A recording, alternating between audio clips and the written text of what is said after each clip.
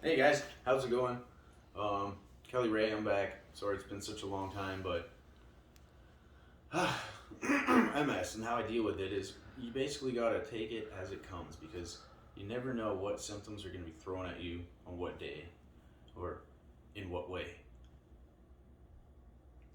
I know personally I've not made friends with, but I've gotten to know certain symptoms that I basically live with every day. Um, Not everybody has my symptoms, but I got my symptoms and I know how to deal with them. And that is all great for another conversation.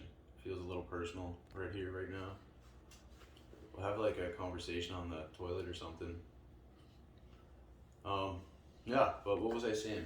Uh, yeah, how do you deal with MS? You just freaking really gotta take life day by day. Um, be a good observer of yourself. So when you feel like there's, oh, maybe not something gonna be a good day, or maybe, just maybe, you gotta think all those through. And then think about when that maybe comes to pass, when that happens, what are you gonna do? Like, so when you do whatever you're gonna do, make sure that you leave, if you plan on leaving your place, prepared. You know, have a bag that you can bring everything that you need with you, maybe be it water, be it shade, or even catheter supplies. That's, yeah, something that I've carry. I don't want to say I carry a bit of shame about because there's nothing shameful about having this disease. It's just a little more another quirk for my quirky self. And Lord knows, my mother knows, and pretty sure all my friends know that Kelly's got quirks. And the worst that you can do about it is laugh. Laugh at it. Laugh at yourself. Because, bottom line, if you don't laugh at yourself, if you're not able to laugh at yourself, everybody's gonna laugh at you. So yeah, I said it all comes back down to self-awareness. You gotta know thyself, know yourself, and put oxygen on your face first before you try to put on somebody else in an airplane that is going down. And oh, I don't know if you heard. Yeah, let's not talk about that. But for best, you know, for fucking best bet, keep the oxygen mask on yourself.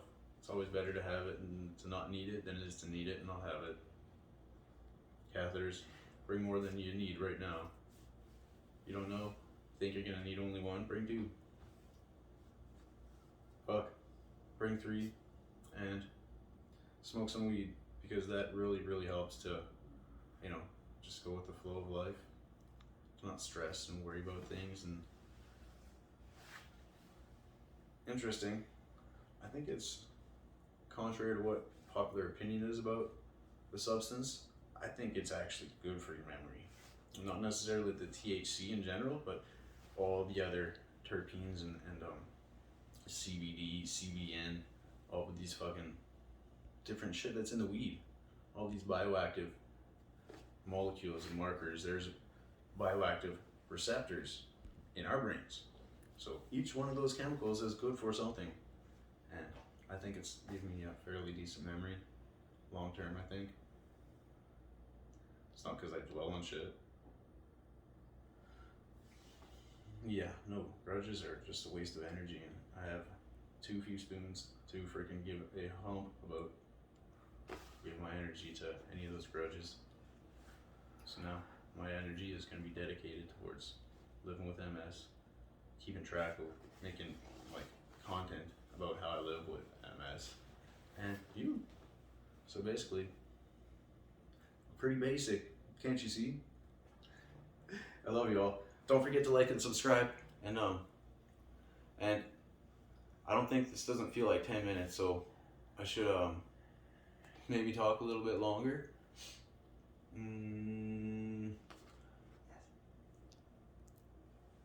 Talk longer. Okay, yeah, I can do that. That's just the thing too, right? With MS, the brain's not really connected fully to itself and then to other parts of the brain. The part that does the thinking is not the part that does the talking.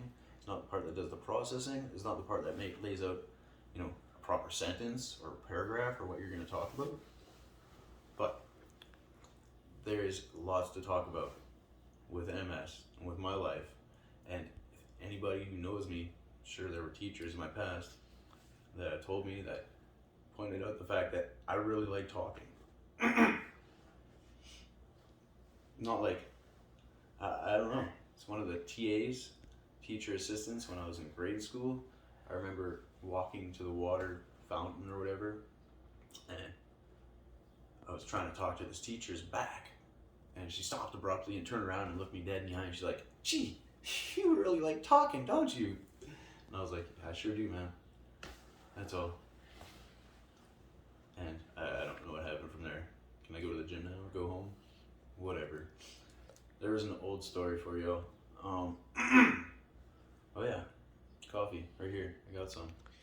Spider-Man come to save the day. Strong ass coffee. It tastes like espresso, but it's coffee. It smelled delicious. Tastes delicious too.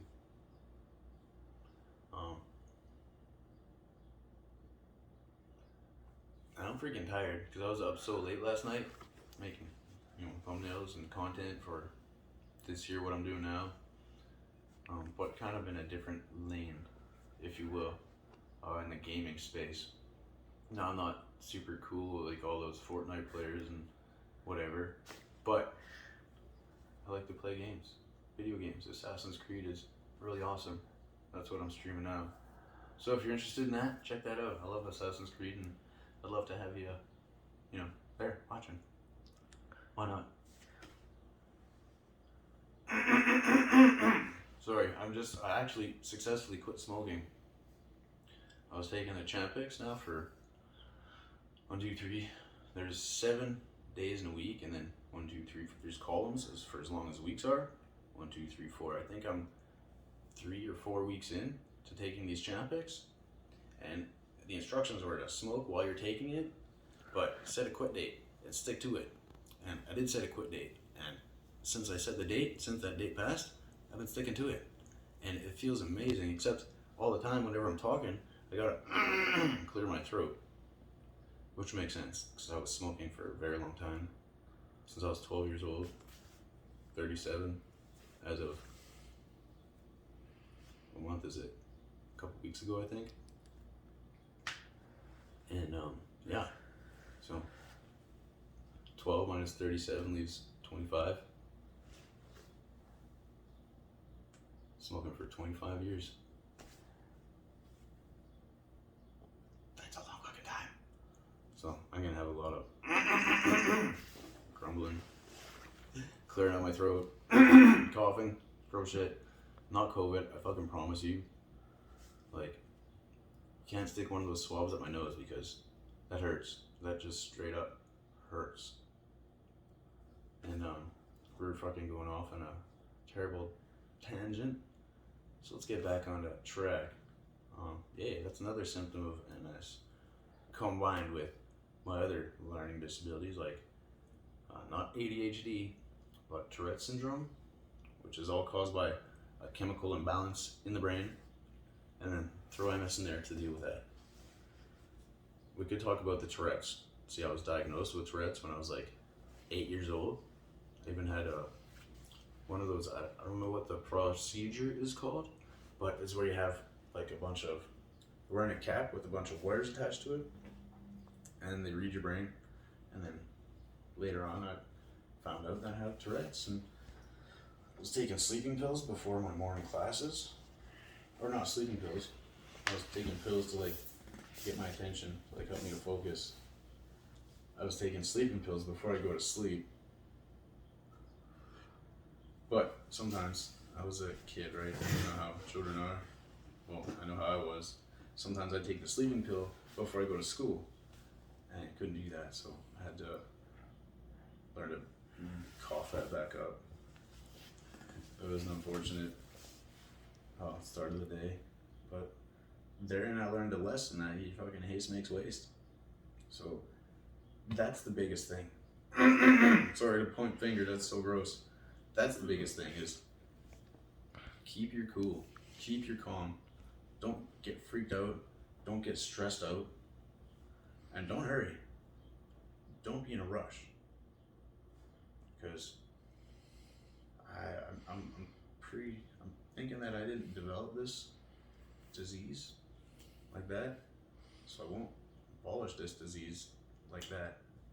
Neither will I live with this disease like that. If I did, that would mean my life ended like that.